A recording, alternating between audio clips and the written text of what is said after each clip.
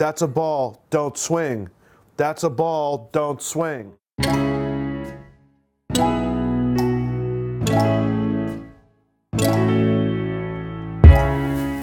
I'm this hitter, it's this ceiling, stay off. I'm a low ball hitter, good. And starting to understand not only balls and strikes, but strengths and weaknesses, and helping them define who they are. Spending some time in Nashville only jarred my memory that one of the top hitting coaches in the country spent a few years living here, but now calls New Orleans, Louisiana his new home. Travis Jewett, a former main stage speaker, a committed ABCA member, and now the head coach of the Tulane University Green Wave. We catch Big Jew on their beautiful campus right in the heart of Mardi Gras country. Turn on the big screen to hear him break down his approach to grooming elite level swings. This episode is presented by Baseball Coaches Insider, the exclusive provider of the ABCA Barnstormer Clinic video series. We can't thank them enough for their efforts in bringing this project to life, working the cameras to help us take a deeper dive into these programs and these coaches, and we hope that you go check out more of their exceptional resources at coachesinsider.com.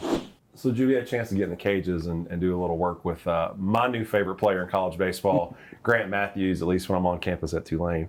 And I want to show kind of what we do with these drills and what it looks like and what you're talking through with him. Now, these are the movements that you guys are talking about. This is really establishing the basis for what you're going to teach from, right? No question. And you can see there's no ball.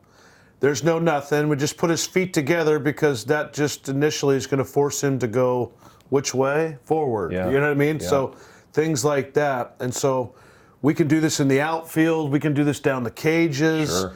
And we're just working on putting our feet together and striding forward and get into a good position. And then we talk a lot about the flexion of the knees. And so we add the jump into a lot of things that we do so we can get the feeling of coming down, landing in his legs, having some bend, or being in that athletic position that we talked about. And now we've got to the center, and he's basically just igniting his swing. It's almost like feel the ground, and then he starts to feel the underturn of the barrel like that, and he's just trying to keep his lead side inside of his lead hip. And now we're going to do some tee work. Now, this is him again. Movement, hops, still keeping that dynamic balance, but now we're going to start really hammering the baseball. So now we're going same drill, but all we're doing is just adding a tee into it. Yep. Okay?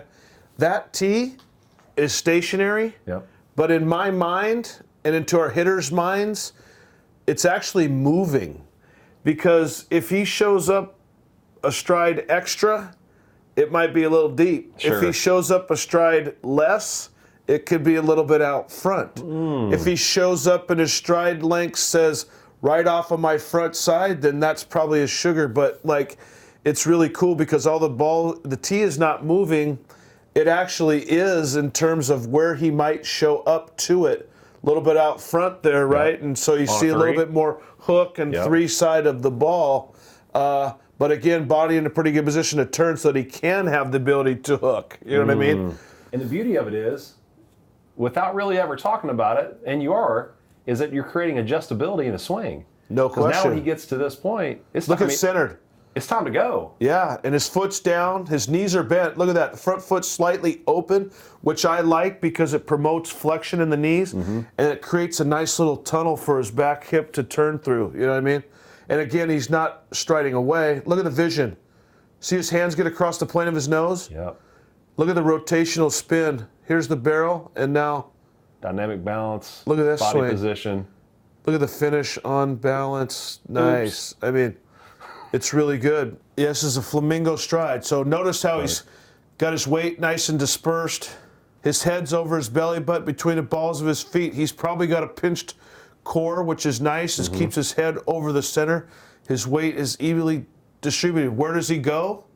The move forces him to the center. Look at this. Yeah. Now this is a frame, but it's still head over his belly button between the balls of his feet. Knees are slightly bent, front foot slightly open. That's the position. So he's going to bring his feet together. He's going to lift his leg up. It's going to force him to go there. And then swing. Boom.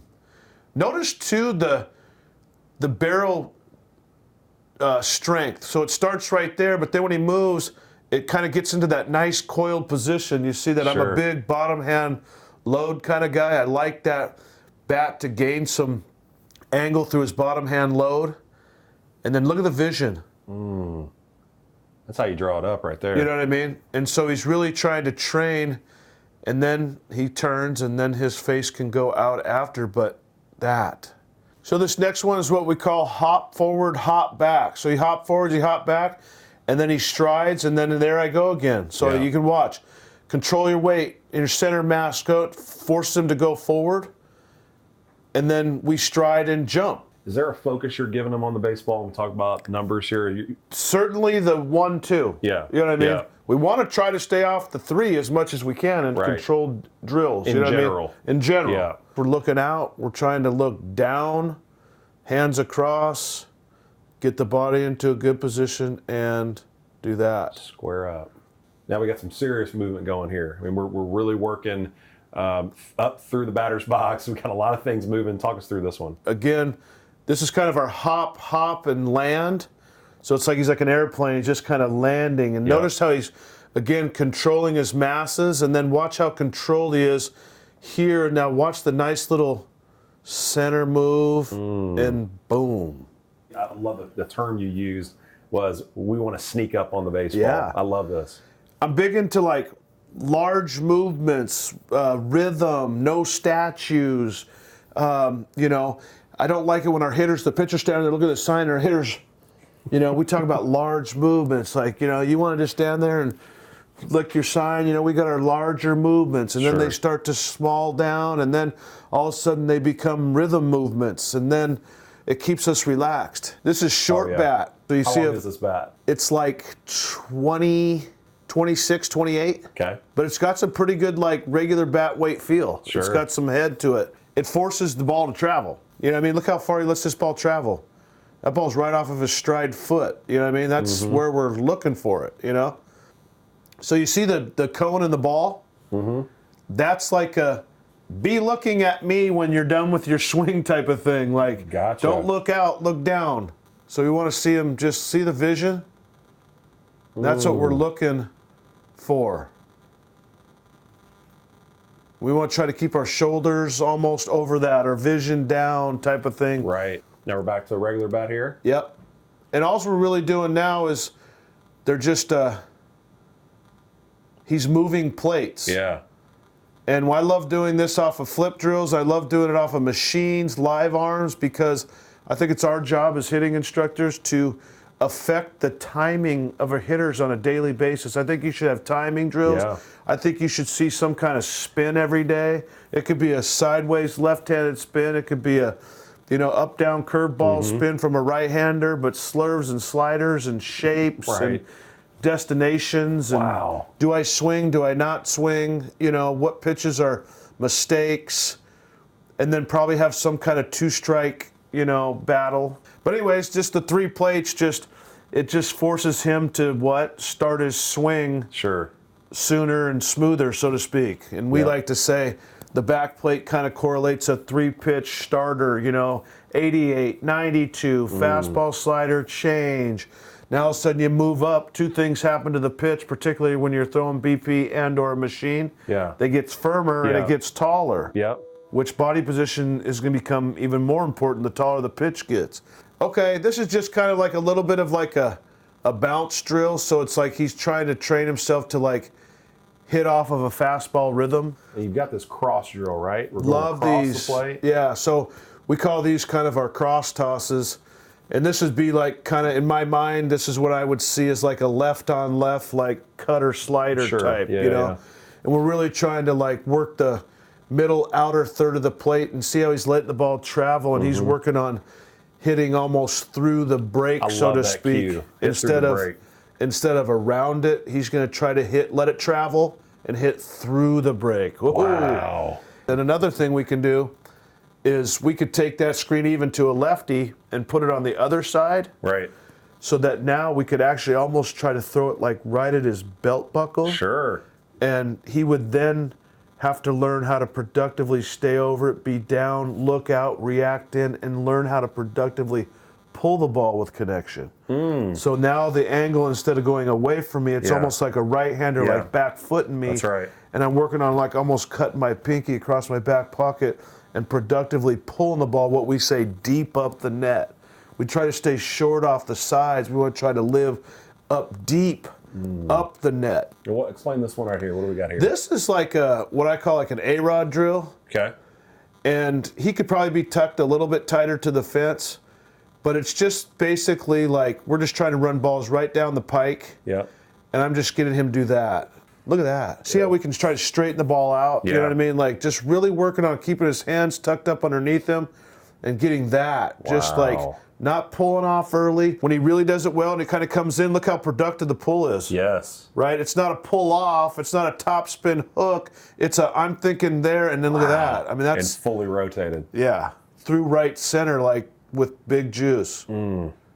So we can create different angles to get it going away from you, to get it coming into you. Sure. We can bounce it at you from either angle, right? Because that would be a breaking ball from a like so. You know, we could bounce it that way. We could take length away from you with the short bat. We could have a long bat. We can make you stride to a fastball, hit off of a fastball, get a breaking ball. Sure. If it's his breaking ball, which we call that's his, we check. And if we get ours, then we're trying to fire, you know, and just. Wow.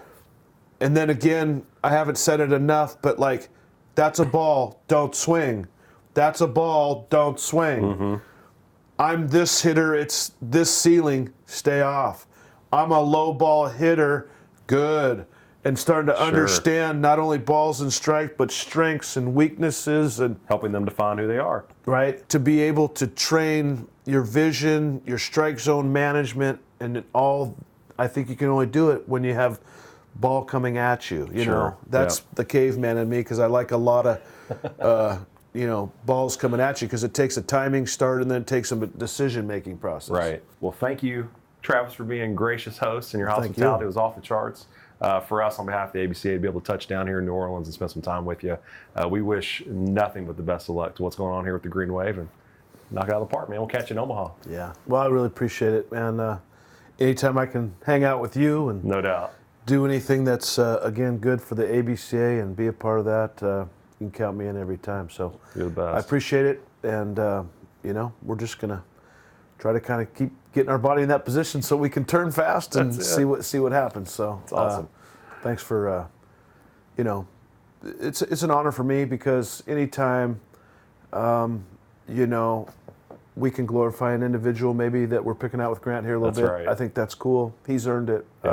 That we could showcase our program, maybe what we're about a little bit on the inside. Sure. And certainly what we stand for on the outside.